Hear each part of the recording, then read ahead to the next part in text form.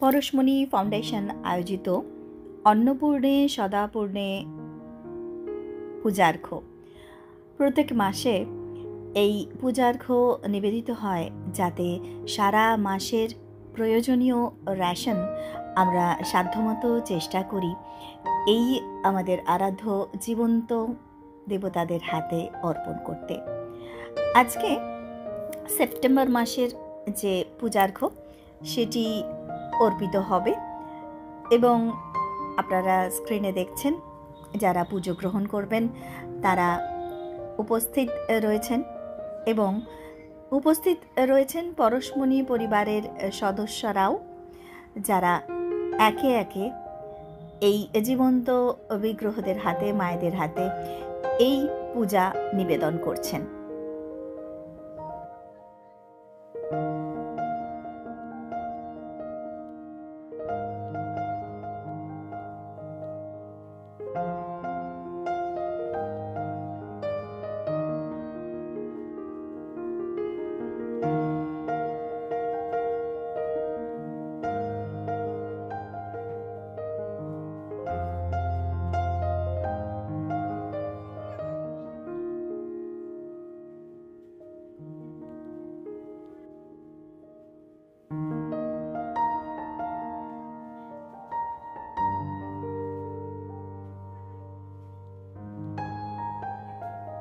প্রত্যেক মাসের এই পূজার্ঘ্যতে আমরা চাল, ডাল, তেল, নুন, আটা, চিনি, সয়াবিন, মুড়ি, বিস্কিট, ছাতু ইত্যাদি নিত্য প্রয়োজনীয় যে আহার্য বস্তু সেগুলি নিবেদনের প্রয়াস পাই এবং প্রত্যেক মাসেই পরশমণি অন্নপূর্ণে সদাপূর্ণে নামে এই পূজার্ঘ্য নিবেদিত হয়।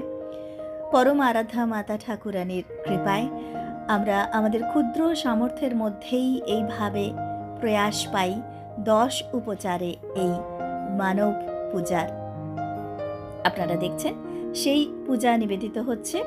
প্রত্যেক মাসেই আমাদের এই পূজা পর্ব থাকে এবং আগামী মাসে পূজার মাস, তো সেই মাসে আমরা চেষ্টা করব একটু বিশেষভাবে পূজা নিবেদনের।